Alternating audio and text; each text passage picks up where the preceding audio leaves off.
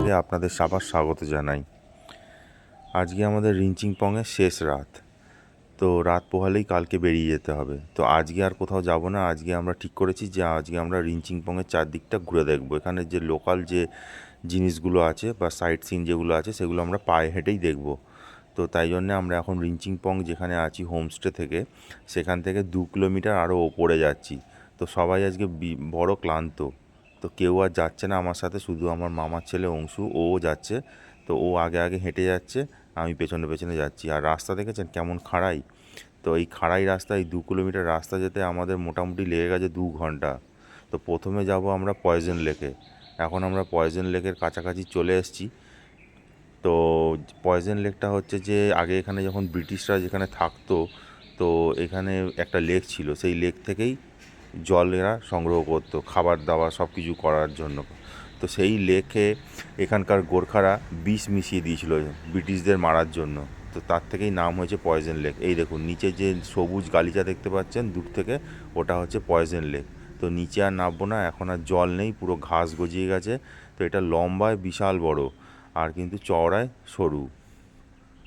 আর এই পয়জন লেকের পাশেই দেখাচ্ছে গুগল ম্যাপ ব্রিটিশ ডাক বাংলো। আর এই হচ্ছে সেই গেট, ডাক বাংলো। এখন আর ব্রিটিশ ডাক বাংলো বলা হয় না, এখন শুধু ডাক বাংলোর নামেই এখানে মাইলস্টোন দেওয়া আছে। আর আমরা এখন চলে এসেছি ডাক বাংলোর ভেতরে। তো এখানটা বেশ একটা ছমছমে পরিবেশ, মানে একটা ভুতুড়ে পরিবেশ টাইপের। মানে ডাক বাংলোটা তো অনেক পুরনো, আর চারিদিকে দেখুন বড় বড় গাছ, আর রোদও সেরকম ঢুকছে না। মানে প্রথমে ঢুকতে একটু ইতস্তত বোধ করছিলাম, কিন্তু ঢুকে পড়লাম তারপরে। কিন্তু দেখছি যে কেউ কোথাও নেই, কিন্তু ভেতরে আওয়াজ হচ্ছে, কোনো একজন ব্যক্তি হয়তো আছে, কেয়ারটেকার। তো আমরা পেছন দিকেও গেলাম, দেখতে পেলাম না। আর এটা হচ্ছে এই ডাক বাংলোর পেছন দিকটা। এটা বেশ পরিষ্কার, কিন্তু বেশ চারিদিকে গাছগাছালি দিয়ে ঘেরা, তো আর হাওয়া দিচ্ছে, আর শস শস করে হাওয়া আওয়াজ হচ্ছে গাছের পাতার। আর আমরা দুজন, আর কেউ কোথাও নেই। আর ভেতরে আওয়াজ হচ্ছে কোনো একজন ব্যক্তি হয়তো কিছু কাজ করছে। তো যাই হোক, আমরা ডাকাডাকি করলাম, কিন্তু তিনি আর সাড়া দিলেন না।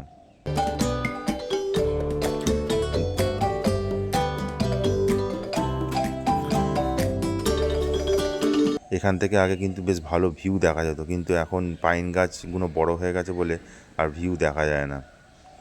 চলুন এবার আমরা ওই ডাক বাংলো থেকে বেরিয়ে একটু অন্য রাস্তা দিয়ে ওপরে যাচ্ছি রিঞ্চিংপং মোনাস্ট্রিতে। এই মোনাস্ট্রিটা অনেক পুরনো মোনাস্ট্রি। আর এই রিঞ্চিংপং মোনাস্ট্রিটা, এটা কিন্তু একটা ট্যুরিস্ট প্লেস। এই হচ্ছে মোনাস্ট্রির গেট। এখান থেকে হেঁটে যেতে হবে প্রায় 100 মিটার মতো, তারপরে ওই যে দেখা যাচ্ছে মোনাস্ট্রি। বেশ রাস্তা কিন্তু বেশই খাড়াই, আর এখানে এসে মন ভরে গেল, এত সুন্দর হাওয়া দিচ্ছে। আর সামনে একটা সবুজ গালিচার মতো একটা পার্ক আছে, দেখুন ছোট্ট মতো। ওইখানে আমরা শুয়ে পড়লাম, শুয়ে একটু রেস্ট নিলাম, তারপরে মনাস্ট্রির দিকে এগিয়ে গেলাম। আর এখানেই কিন্তু মনাস্ট্রির মঙ্কসরা থাকে।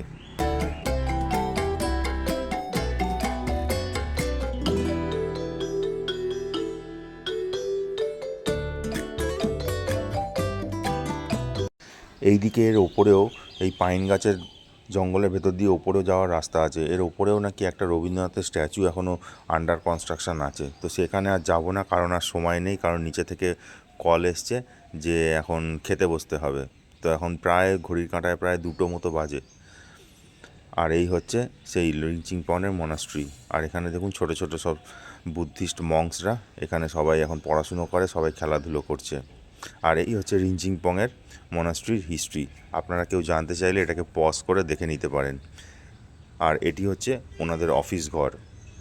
আমি যতবার পাহাড়ে এই মনাস্ট্রিতে এসেছি, যে কোনো জায়গায় বলুন, হিমাচল প্রদেশ বা আপনার এই যে সিকিম বা আমাদের ওয়েস্ট বেঙ্গল, নর্থ বেঙ্গলে, একটা পবিত্রতা সবসময় মনের মধ্যে একটা কাজ করে যখনই এর মধ্যে ঢুকে পড়ি। মানে একটা স্নিগ্ধতা, একটা শান্তি বিরাজ করে।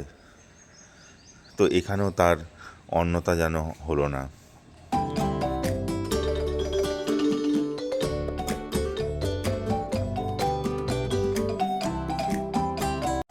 আর এখান থেকে কিন্তু দাঁড়িয়ে কাঞ্চনজঙ্ঘার ভিউ কিন্তু অসাধারণ দেখা যায়, কিন্তু আজ যেহেতু আকাশ মেঘলা, ওই জন্যে আর দেখার উপায় নেই। চলুন এবার আস্তে আস্তে পাহাড় বেয়ে আমরা নিচে যাচ্ছি, কারণ অনেক বেলা হয়ে গেছে। এবার গিয়ে খেয়ে দিয়ে রেস্ট নিয়ে আবার সেকেন্ড হাফে আমরা বেরিয়ে পড়লাম স্মৃতিবনের উদ্দেশ্যে। এটাও কিন্তু আমাদের হোমস্টে থেকে একটু নিচে, তো যাওয়ার সময় কোনো অসুবিধা হয়নি। আর এখানে রাস্তা সেরকম একটা খাড়াই উতরাই নয়। তবে এই স্পটটি আমাদের হোমস্টের কাছে ছিল বলে সবাই যেতে একসাথে রাজি হয়ে গেছিলো। আমাদের যিনি হোমস্টের মালিক পূর্বাজি, উনি আমাদের বারবারই বলছিলেন যে একবার অন্তত সময় করে এই স্মৃতিবনে চলে যান, ঘুরে আসুন। এখানে কিন্তু প্রচুর রোডোডেনড্রন ফুটে আছে এখন, আর আপনারা গেলে আপনাদের ভালো লাগবে।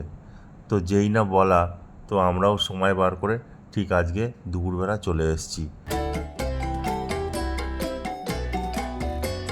এটাকে দেখে মনে হয় যেন সেই কোনো পুরোনো দিনের পাহাড়ে গায়ে কোনো দুর্গ ছিল ছোট, সেটা ভেঙে গিয়ে তার ধ্বংসাবশেষ সেখানে পড়ে আছে। এই দেখুন, সেই হচ্ছে তার গেট, ছোট্ট মতো একটা। তো আমরা এখানটা ভেতরে ঢুকলাম, দেখছি যেখানে পুরো চারিদিকে এই পাথরের রাস্তার দুধারে পুরো সারি সারি একদম রোডোডেনড্রনের গাছ, আর মাঝে মাঝে ছোটো ছোটো অ্যাজেলিয়ার গাছও আছে। তো রোডোডেনড্রন এখন পুরো মহিমায় এখন ফুটে উঠেছে, দেখুন চারিদিকটা পুরো লালে লাল হয়ে গেছে। আর এই যে পিঙ্ক কালার, এটাই বলছিলাম যে অ্যাজেলিয়ার গাছ। আর এই রোডোডেনড্রন যখন ফোটে তখন মানে দেখতে যে অপূর্ব লাগে, কি সুন্দর লাগে, সেটা মানে ভাষায় প্রকাশ করা মানে যায় না। আর নিচে দেখুন কত রোডোডেনড্রনের পাপড়ি খসে পড়ে আছে। আর এই রোডোডেনড্রনের ভেতরে, ফুলের ভেতরে একটা রকমের লিকুইড থাকে বা একটা জল জাতীয় জিনিস থাকে, যেটা কিনা ফুলের মধু বলা যায়। ওটা আপনারা যদি ঝেড়ে কখনো খেয়ে থাকেন, তা দেখবেন যে ওর স্বাদ অতুলনীয়, খুবই মিষ্টি। চলুন আস্তে আস্তে আমরা এই রাস্তা দিয়ে নিচের দিকে যাই। ওই নিচের দিকটা আরও বেশি রোডোডেনড্রন ফুটে উঠেছে ওপরের থেকে। এই দেখুন এই দিকটা, আর ওই দিকে দেখুন কত সুন্দর একটা ভিউ দেখা যাচ্ছে, পাহাড়ের যে একটা খাদ, সেই খাদের ধারে আমরা এখন দাঁড়িয়ে আছি। এখান থেকে একটা ভিউ পয়েন্টও আছে এখানে। এই হচ্ছে সেই ভিউ পয়েন্ট।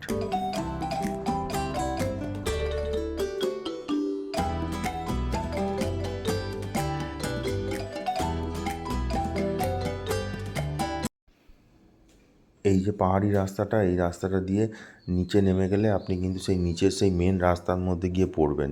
আর এখান দিয়ে স্থানীয় লোক যারা আছে, তারা এটাকে শর্টকাট হিসেবে ব্যবহার করে ওপরে ওঠার জন্য। এখানে এখন আমরা কিছুক্ষণ থাকবো, ঘন্টাখানেক ছবি টবি তুলবো, তারপরে যাব। কারণ এখন তো গিয়ে কোনো কাজ নেই, সেই হোমস্টে থেকে বসে থাকতে হবে। তো এখানেই বসে থাকি, তার থেকে সময়টা ভালো কাটবে। চলুন আপনারাও আমাদের সাথে এখানে একটু এনজয় করে নিন।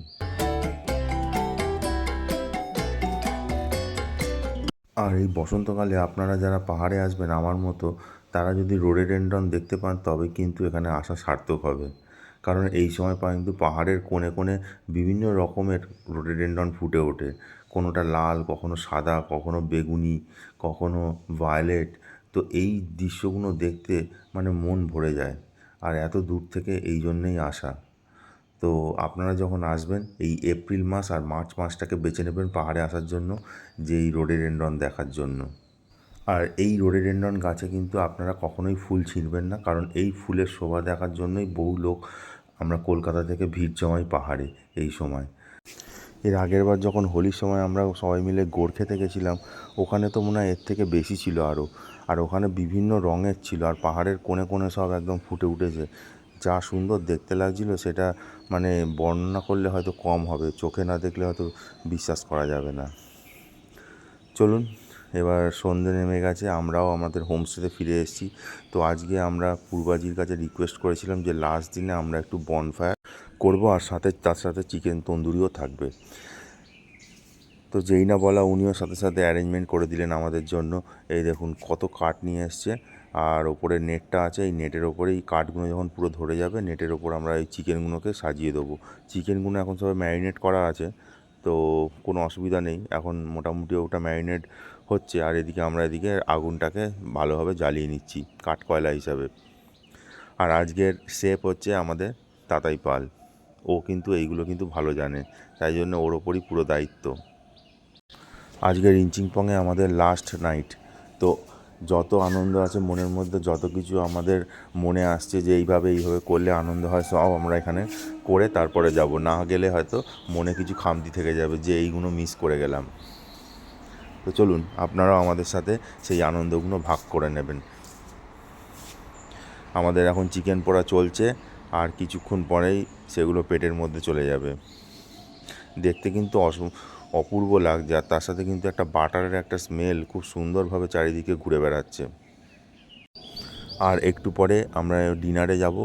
তো আজকের মতো আজকে এখানেই আমাদের ইতি টানছি। তো সবাই ভালো থাকবেন, সুস্থ থাকবেন, দেখা হবে পরের একটি নতুন ব্লগে। যদি ভিডিওটি আপনাদের ভালো লেগে থাকে তাহলে অবশ্যই কিন্তু লাইক, কমেন্টস এবং সাবস্ক্রাইব করতে ভুলবেন না আমার চ্যানেলটিকে।